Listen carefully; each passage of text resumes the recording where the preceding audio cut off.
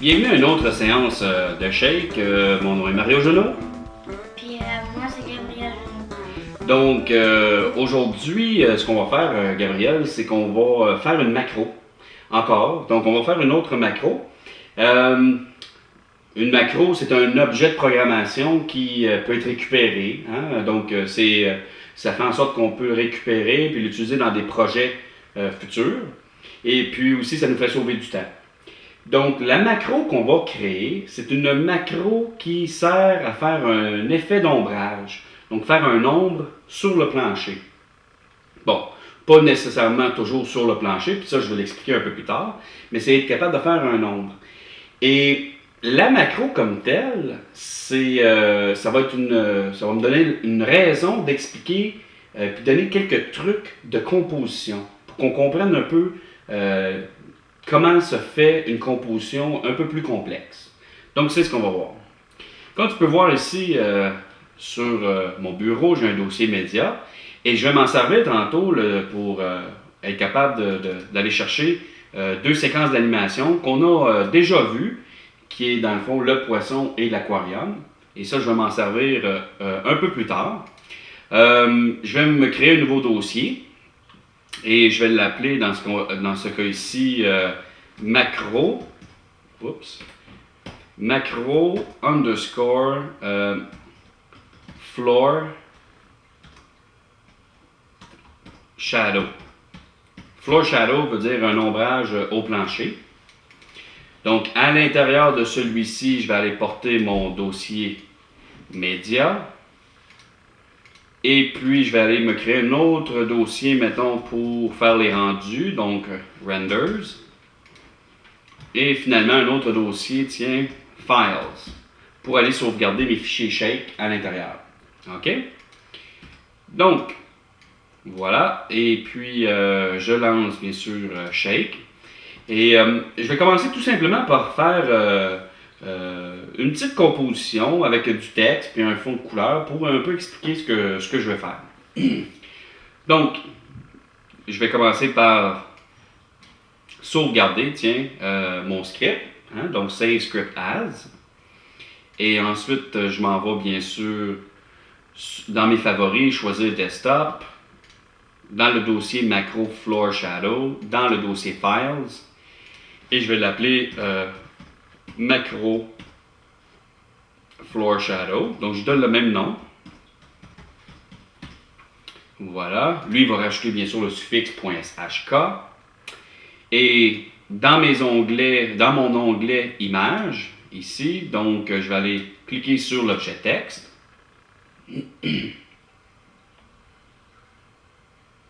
Donc, voilà. Et puis, je vais aller ajouter un objet couleur. Et la couleur, dans ce cas-ci, mettons, ça va être jaune. Et puis, je vais tout simplement mettre le texte par-dessus mon fond de couleur jaune, pour commencer. Donc, lui aussi, plutôt, on le trouve dans l'onglet Color. Non, excusez. Donc, dans l'onglet Images. Et puis, l'objet Color, il est ici. Voilà. Je vais réduire mon écran en cliquant sur la touche Commande et la roulette du milieu de ma souris.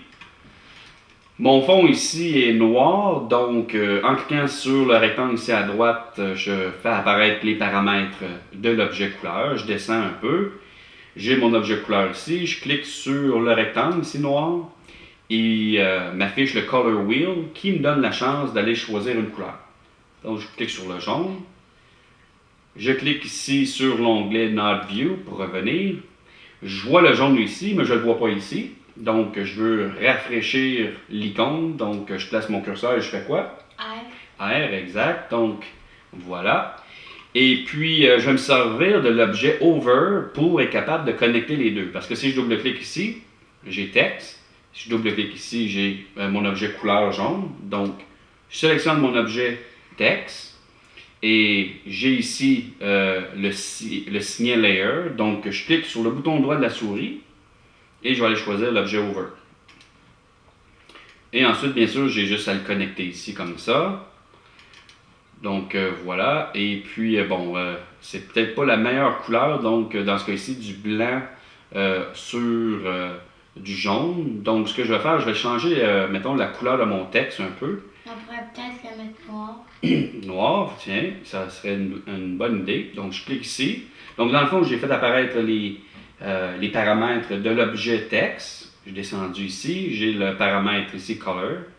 Je clique sur le rectangle. Et tiens, je vais prendre un gris, tiens, comme ça. Voilà. Donc, là, ça paraît bien.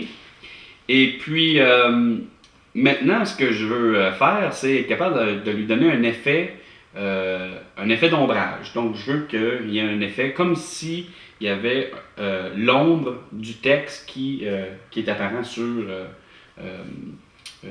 un plancher. Donc, comment faire? Donc, là, ce qu'on peut faire, tu vois, si je prends mon objet couleur et je rajoute un objet brightness, donc, on vient ici dans l'onglet Color. Je prends l'onglet Brightness. Et là, qu'est-ce qui se passe? Bon, je t'explique. Il faut s'imaginer qu'ici, à droite, là, qu'on a un calque. Ça veut dire juste une couche. OK?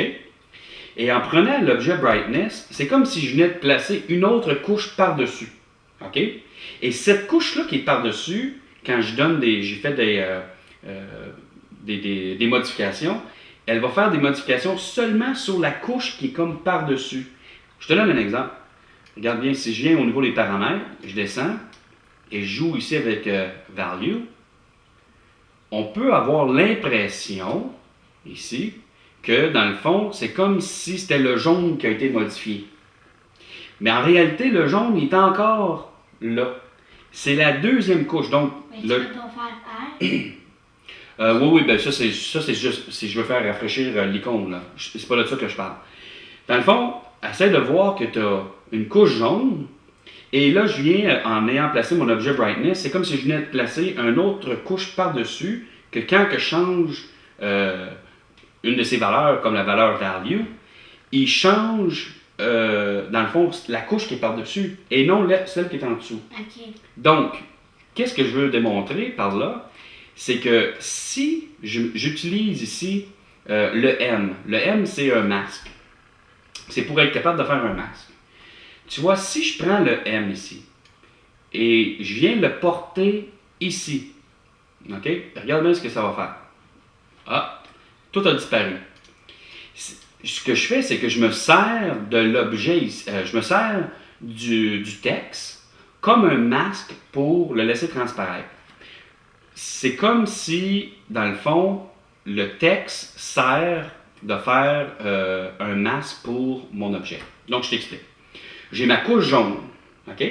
J'ai mon objet brightness qui est placé par-dessus, hein, une couche qui est par-dessus. Et là, je me dis, prends le texte, puis fais un masque avec. Ça veut dire, fais, là où il y a des lettres, fais un trou. Donc, ça paraît pas là en ce moment. C'est comme ça, on verrait juste la couche d'en arrière autour du texte. Exactement. C'est comme si le texte, qui agit comme un masque en ce moment, laisse transparaître le jaune en arrière. Mais là, la question c'est, OK, parfait, il est où maintenant le texte? Ben, regarde bien. Fait que si je prends mon objet, tiens, je vais rajouter un objet qui s'appelle Corner Pin. L'objet Corner Pin, c'est un objet qui te permet de faire des transformations sur des images et ce genre de trucs. Qu'est-ce que je veux dire par transformation? C'est qu'on peut faire des distorsions. Tu vas voir. Donc, on le retrouve, là, je vais agrandir ici parce qu'on n'est pas allé souvent à cet endroit. Donc, je clique sur la barre d'espacement. Et puis, c'est dans le signet Transform. Et tu vois ici, Corner Pin. Donc, je vais cliquer sur le bouton de droite et faire Create pour qu'il me l'insère sans le connecter à rien. Je reviens à mes 4 cadrans. Donc, le voici. Et si, maintenant, ce que je fais, c'est que je je le connecte à mon brightness. Donc, je vais montrer un autre petit truc. Hein. Tu vois, là, il n'est pas connecté. Puis si je viens le placer de même, tu vois, il devient jaune comme ça. Ouais. Ça veut dire, pouf, connecté. Non, mais il est devenu jaune avec ce fil-là. Oui, oui, c'est ça. Ben oui, regarde, si je fais E pour extraire, tu sais, il l'a déconnecté. Puis regarde, je viens ici, tout, ça vient jaune, pouf, il se connecte. Ok, il se connecte avec les deux. Il se connecte, non, avec le fil qui passe à travers, puis c'est pour ça qu'il devient jaune. Donc je fais E. Donc là, ce que je fais, c'est que je peux, je vais juste tasser un peu mes objets un peu comme ça. Et ce que je vais montrer maintenant, c'est que si je le connecte, si je prends le masque qui est ici, c'est que je vais connecter à cet endroit, et je viens plutôt le connecter sur le dessus. OK? Et ensuite, je viens le passer dans son masque comme ça. Bon. Qu'est-ce que ça fait? On va regarder. Mettons que je le place comme ça. Donc, j'ai mon fond jaune. J'ai mon objet brightness qui est comme un calque. Hein, qui est un calque. Et le masque, il va se servir, dans le fond, il va se servir du corner pin, qui devient aussi comme un masque, puis, en plus, il est connecté ici sur l'objet texte. Donc, regardez ce que ça va donner si je change quelques propriétés de l'objet corner pin. Donc, j'ai cliqué sur le rectangle ici à droite. Je viens ici, je clique sur la barre d'espacement pour agrandir. Et là, je peux faire des modifications en cliquant et glissant comme ça. Tu vois-tu en arrière? Ouais, c'est. Donc, tu vois que. Tu peux mettre deux textes. Ben, c'est parce que je m'en suis servi comme masque. Donc là, je vais faire des petites modifications. Voilà. Mais je serais peut-être mieux de changer mon texte de couleur parce que noir sur noir, c'est pas nécessairement évident. C'est comme ça reflétait l'ombre. C'est ça. C'est comme si ça reflétait l'ombre. Tu as tout à fait raison. Donc, c'est un peu ça que je voulais faire. Donc, avec l'objet corner pin, je suis capable de faire la distorsion. OK? Donc, je reviens ici. Je vais changer, la couleur. J'ai mis gris, mais je vais le mettre une autre couleur. Qu'est-ce qui pourrait paraître bien? Tiens, bleu. Ça va être un petit peu plus apparent. Donc, je clique sur la touche F. Je peux même agrandir comme ça. Et on voit le texte. Je vais refaire apparaître le corner pin pour être capable de mieux le positionner. Donc, je clique ici sur le signal view, corner pin. Et je vais essayer de replacer mon texte comme il faut pour que les bases y touchent. Donc, tu vois. Bon, mettons que ça va être correct pour le moment. Donc, si je continuais, donc je clique sur la barre d'espacement pour revenir à mes 4 cadrans. Ce que je peux faire maintenant, c'est racheter des choses.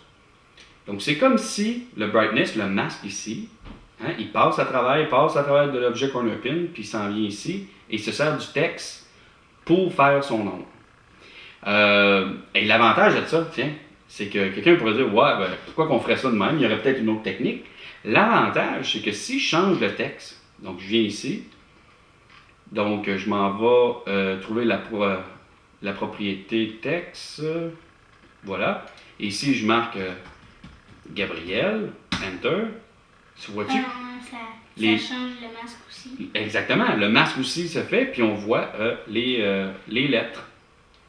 Donc, on peut aussi changer la fonte, il n'y a pas de problème. Et puis, même si on change la fonte comme telle, eh bien, il va se servir de la fonte que tu veux pour le faire. Donc, tu vois, j'ai changé pour de l'Arial. Donc, voilà, donc là, on le voit un peu mieux, ça paraît un peu mieux comme ça. Et on peut rajouter pour donner un peu plus de réalisme, on peut rajouter des affaires, comme si je sélectionne mon objet corner pin, et ensuite j'insère un objet comme l'objet blur. L'objet blur va faire un flou dedans. Donc, on le retrouve dans le signet filter. Tu vois ici blur. Tu vois, il est connecté. Je m'en vais au niveau des paramètres, X pixels, si je joue avec ça, tu vois-tu l'effet? Ouais. Mais c'est juste en arrière que ça fait flou. Exactement. Parce que il est connecté à mon masque ici, comme ça. Donc, je continue. Si je voulais un effet pour qu'il... ben, tu vois, si je prends le brightness ici, là, ce que je fais, tu sais, il peut devenir plus pâle, plus foncé. Tu vois? Et la dernière chose que je voulais faire, c'est aussi montrer... Parce qu'en réalité, les lettres, quand il y a l'effet d'ombrage comme ça, plus qu'ils vont aller loin, ils vont comme s'estomper. Ils vont devenir plus pâles plus loin. Pour le faire, qu'est-ce que je vais faire? C'est je vais me servir de l'objet RotoShape. Donc, dans le signet Image, RotoShape, voilà, il est ici. Et puis, avant de le connecter à quoi que ce soit, ce que je vais faire, c'est faire apparaître mon texte. Donc, en cliquant ici à gauche, donc j'ai le texte. Je vais cliquer ici à droite pour faire apparaître les outils, donc les paramètres de l'objet RotoShape. Ils apparaissent ici en bas. Et je vais agrandir. Et je vais dessiner un rectangle autour de Gabriel, ici. Donc, j'y vais. Donc, je commence. Je vais aller assez rapidement ici. Donc, je ne serai pas trop précis pour le moment. Mettons comme ça. Comme ça. Et à quoi ça sert? Eh bien, regarde bien. Si je le connecte maintenant. Là, pour le connecter, on a un problème. Mais il y en a déjà un rectangle autour, mais vert. Oui, c'est ça. Ça représente le RotoShape ici. OK. OK? Ça représente... Ah, tu veux dire le vert ici? Ça va juste délimiter, dans le fond, le mot Gabriel. OK. Ça fait juste lui donner sa zone. Regarde bien le problème. Moi, ce que je veux faire, c'est le connecter ici, puis après ça, le connecter à cet endroit. Donc, comment faire? Puisque, tu vois ici, là, si je prends l'objet, il y a une sortie ici, puis il y a une entrée là. Lui, il y a une sortie, mais il n'y a pas d'entrée. Donc, ce que je peux faire, c'est, oui, le connecter comme ça, et reprendre lui son masque et venir le connecter à cet endroit. Qu'est-ce que ça donne si je double-clique? Les objets, est-ce qu'ils ont tous des masques? On peut, à tous les objets, insérer des masques, on peut s'en créer des masques. Mais par défaut, c'est pas. Si tu prends une photo puis tu l'insères dans Shape, non, il n'y a pas de masque. Mais tu peux lui en appliquer un. OK? Là, si tu vois, ça n'a pas fait de changement. Si je regarde, là, il n'y a pas de changement. Je vais faire apparaître les options de l'objet RotoShape. Tu vois, si je regarde ça, tantôt, quand je l'ai fait, il était très, comment dire, rectangulaire. Puis tu vois, maintenant, il y a la déformation. Ben, il y a la déformation parce qu'il fait partie ici du corner pin. OK? Qu'on a donné la déformation. Regarde bien ce que je veux faire. Donc, ce que je veux faire, c'est maintenant, au niveau des outils, si je clique sur Edge et je clique sur un point comme ça, tu vas voir, donc je vais l'agrandir, je vais le mettre un petit peu plus haut. Même chose ici, donc je le mets un peu plus haut. Je reviens à Main, je vais le descendre, puis regarde bien les lettres en arrière. Je sais pas si tu vois. Elles sont plus pâles, plus foncées. Puis là, ça paraît pas beaucoup, mais regarde bien. Je descends un peu comme ça. Et si je reviens à Edge pour prendre ça ici, et je descends, regarde comment ça devient plus pâle, tu vois. C'est comme si ça l'effaçait. Ben oui, ça l'estompe, hein. Donc, ça va donner un côté un peu plus réaliste. Mais ça peut-tu effacer les lettres en bleu? Non, ça l'attaque juste le masque en arrière. Donc, qu'est-ce que ça donne, le RotoShape? Si on regarde, je reviens à mes 4 cadrans, je double-clique ici, j'agrandis. Tu vois, c'est ça qui est en train de se passer en ce moment. Ouais, le rectangle, il diminue. C'est ça. Donc là, des fois, ça va mieux de le faire quand c'est de cette manière. Et puis, bon, je reviens ici au niveau du main.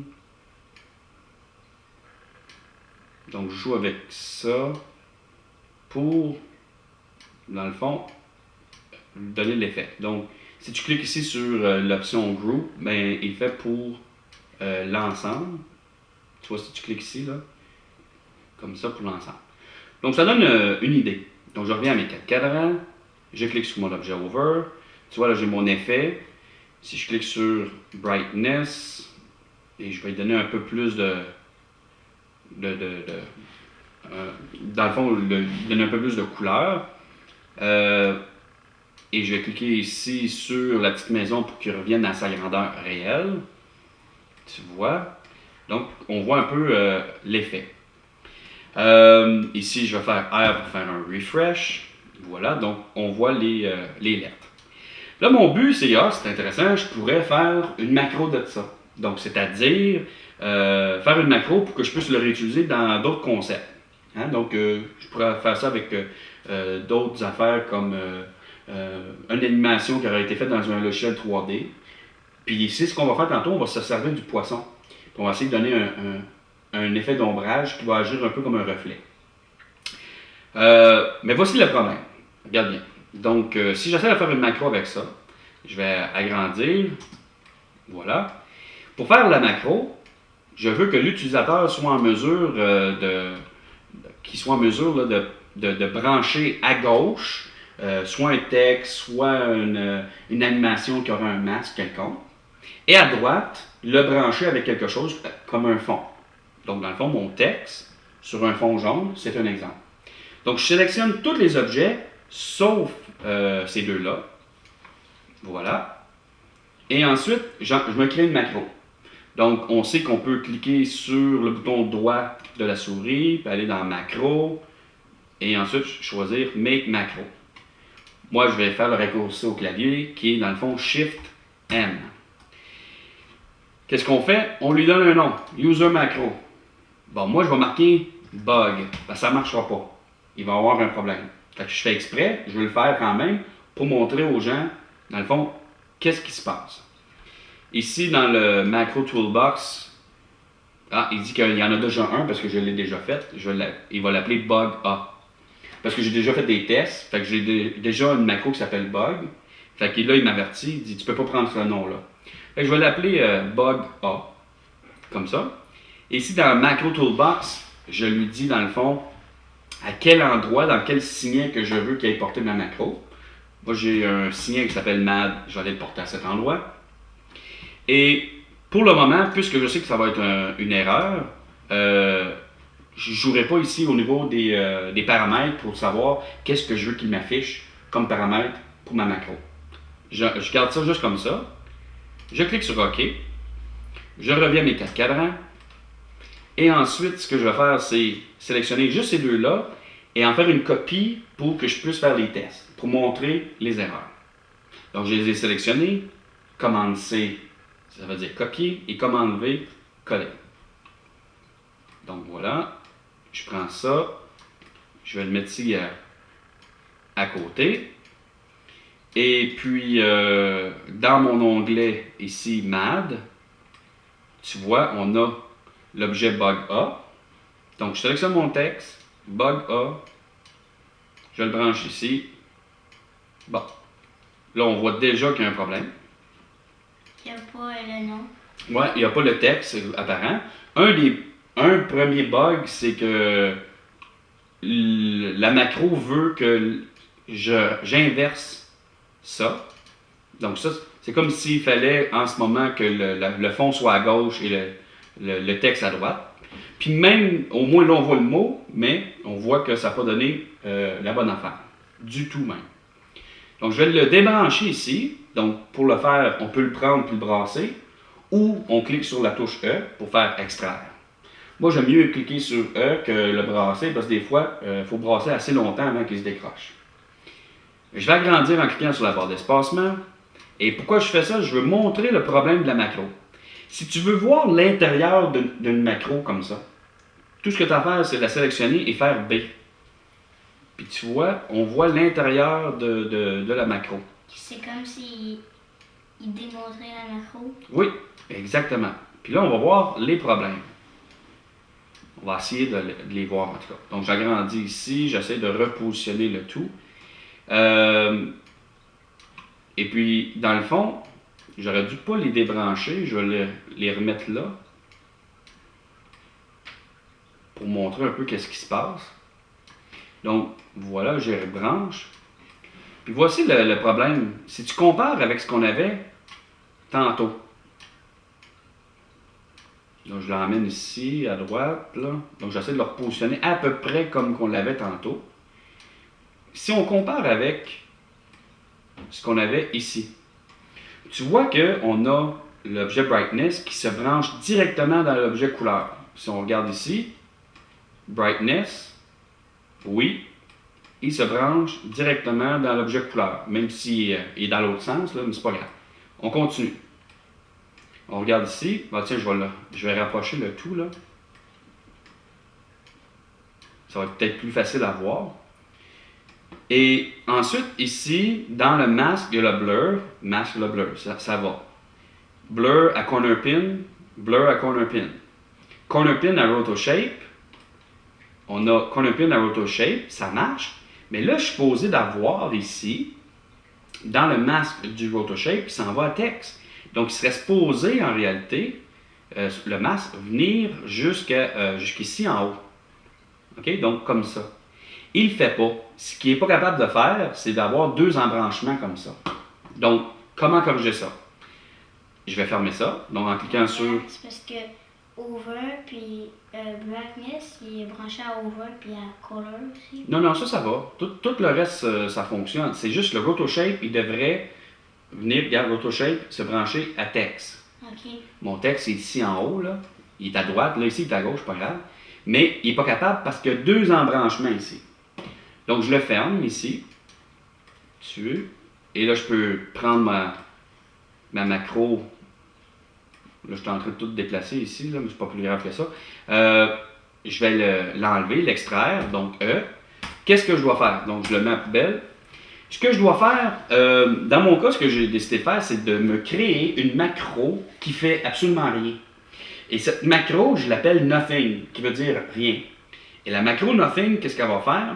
C'est tout simplement me permettre de brancher autant de nouilles ici sur sa sortie.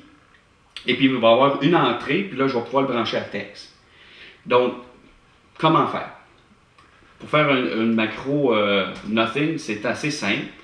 Je tasse ça ici un peu à gauche. Et ce que je vais faire, c'est tout simplement prendre un objet. Je vais prendre mon objet texte ici. Et je vais rajouter, à partir de l'onglet Color, un objet Molt qui sert absolument à rien. C'est juste pour créer la macro. Tu vois, je l'ai branché.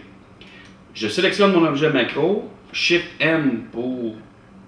j'ai sélectionné mon objet, puis pour faire le macro, c'est Shift M. Et puis, je vais lui donner un nom, Nothing, qui veut dire rien, que je vais mettre dans mon signet MAD. Et je clique sur absolument rien parce que je veux qu'elle fasse rien. Mais là, elle fait des choses, comme ajouter un objet couleur. Mais c'est pas grave, c'est juste pour concevoir la macro. Après ça, je vais aller faire du ménage dans le code. Donc, je clique sur OK. Et si on vient voir ici dans l'onglet MAD, j'ai mon objet Nothing.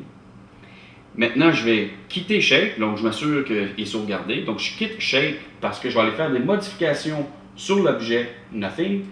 Puis, quand que Shape va réouvrir, il va importer mon objet avec les modifications que je vais y avoir fait. Donc, je quitte Shake. Et là, je dois aller chercher la macro. Donc, où c'est qu'on la retrouve? À la racine de mon ordinateur, dans le dossier Nreal, dossier Include, dossier Startup. Et voilà, j'ai Nothing.h. Je vais le déposer sur TextEdit, qui est tout simplement une application de texte. Tu vois? Donc, je vais agrandir ça parce qu'on ne voit pas grand-chose. Donc, commande T pour les fontes. Et au niveau des dimensions, je vais prendre, mettons, oh, ça c'est peut-être trop grand, mettons 18. Ici, je vais faire un petit peu de ménage. Donc, je vais emmener ça sur l'autre ligne comme ça. Tu vois, c'est marqué ici Image Nothing. Donc, le mot ici, image, veut tout simplement dire que normalement, c'est ce que la fonction, ici, nothing, va renvoyer. Image in, ça veut dire qu'il va avoir une entrée. OK? Ça, c'est mon objet molt. Pour changer la couleur RGB, je l'enlève. Voilà. Et tu vois. Ça va-tu l'enlever dans la macro? Oui, il n'y aura plus rien dans la macro avec ça. Puis ici, return molt 1, je ne veux pas qu'il retourne absolument rien, fait que je vais juste mettre return. Là, ça devient une macro qui fait absolument rien, mais qui va avoir une entrée et une sortie. Donc, je le sauvegarde, pomme S, je quitte ça, je peux fermer ça en ce moment, je réouvre Shake, et je vais aller chercher mon fichier de travail. Donc, File, Open Script. Donc, sur le bureau, dans mon dossier macro Floor Shadow, dans mon dossier Files, et là, je sélectionne mon fichier. Voilà. Et là, je viens ici à gauche. Et puis, maintenant, je peux aller dans mon signet MAD, aller chercher ma macro Nothing. Donc là, il l'a branché quelque part. Attends un peu. Ah, il l'a branché ici, donc je vais l'extraire. Voilà. Et ce que je vais faire, c'est tout simplement connecter sur sa sortie à lui mes deux nouilles et mon entrée, une nouille. Et là, ça va régler une partie des problèmes. Tu vas voir. Donc maintenant, je sélectionne tout ça. Et Shift M pour faire une macro. Là, je fais la vraie macro. Ensuite, ici, j'y donne le vrai nom. Donc, je l'appelle Floor Shadow. Je veux qu'il ait le porté dans le signet MAD. Et là, il me demande, OK, donc au niveau des paramètres que tu veux qui apparaissent, si on commence avec le blur, eh bien, oui, je veux être capable de changer le flou. Donc, ça, c'est le float X pixel puis Y pixel. Donc, je clique sur les deux cercles pour faire en sorte qu'ils soient visibles. Je peux même changer le nom qui va apparaître. Tu vois ici, X pixel, je vais l'appeler X blur, parce que ça va plus me dire qu'est-ce qu'il fait. Ici, Y blur, donc c'est pour l'axe des Y. Ici, pour le X, il dit la valeur par défaut qu'il va mettre, ça va être 10. Et pour le Y blur, ici, il me met un code tout simplement pour dire qu'il doit toujours, par défaut, faire la même affaire que le X. Ça veut dire qu'il le suit comme un esclave. Je peux faire la même chose, donc j'enlève le code qui est ici, puis je vais mettre X blur. Donc, il va avoir un lien qui va faire en sorte qu'il va toujours suivre. Et si je joue avec le levier du Y blur, ben le lien va se briser. Fait que ça marche. Mais tu peux-tu faire le Y blur? Suis le X blur? Oui. Oui, tu peux faire le contraire. Ça marche aussi bien. Mais normalement, le X a priorité. Normalement. Donc, qu'est-ce que je veux avoir aussi? Brightness. Pour être capable de faire en sorte qu'il soit plus apparent ou moins apparent. C'est l'effet d'ombrage. Donc, ça, c'est le float ici, value. Donc, je vais changer son nom. Je vais l'appeler brightness value. Oups, j'ai changé d'endroit. Et donc, voilà. Donc, brightness value. Et donc, on voit ici qu'il est apparent. Donc, il est sélectionné. Donc, ça va. Et puis, ça va être tout pour ça. Je clique sur OK. Maintenant, si je viens sur mon exemple ici, ça, je peux l'enlever. Donc, je vais le mettre à poubelle. Donc, delete. Et puis, ce que je dois faire maintenant, c'est sélectionner mon objet couleur, aller dans mon signet MAD, trouver Floor Shadow. Voilà. Je le branche. Et ben, voilà, j'ai mon effet. La seule affaire que j'aime pas dans ce cas-ci, c'est que, contrairement à ici, que le texte est à gauche et mon fond est à droite, ici, le fond est à gauche et le texte est à droite. OK? Donc, je veux changer ça. Je vais enlever mon objet. Ici, je sauve le tout, je quitte Shake. Je retourne à la racine de mon ordinateur, dans mon dossier Unreal, Include, Startup. Je prends mon objet plutôt ici, Floor Shadow. Je vais l'ouvrir dans TextEdit. Je vais agrandir le tout, mettre ça, mettons, à 18. Donc, il y a tout ce code-là. On n'a pas besoin de s'en préoccuper. La seule chose qu'on doit faire ici, Image Nothing 1, il devrait être le premier. Donc, tu vois ici, Image In, ça c'est l'objet couleur. Il est en premier. Et ici, Image Nothing 1, dans le fond, c'est lui qui représente un peu le texte. Donc, il est juste à inverser les deux. Exactement. Donc, je prends lui, je le coupe et je le mets en premier. Pomme S, donc commande S pour sauvegarder. Je ferme ça. Mais pour le fermer, tu as fait pomme W. Oui, pour le fermer, là, tu peux faire commande W, c'est un raccourci du système d'exploitation. Donc, je retourne ici dans mon dossier macro Floor Shadow, Files. Pour ouvrir Shape, je double-clique sur le fichier. Et je vais aller voir si je peux maintenant faire ce que je voulais. Ce qui était plutôt de mettre mon texte à gauche, mon objet de couleur ici à droite. Donc, je sélectionne mon objet texte. Je m'en vais dans mon onglet MAD. Et je clique sur Floor Shadow. Je le branche ici à droite. Et voilà, ça fonctionne maintenant. Donc, le texte est à gauche, le fond est à droite. Et ce qui est intéressant, c'est que tu peux jouer avec les options. C'est-à-dire, tu as ton objet, tu as macro Floor Shadow. Si tu descends, tu vois ici, j'ai le blur. Et si je joue avec le X, tu vois, le Y qui suit. Hein, donc, il y a exactement la même valeur.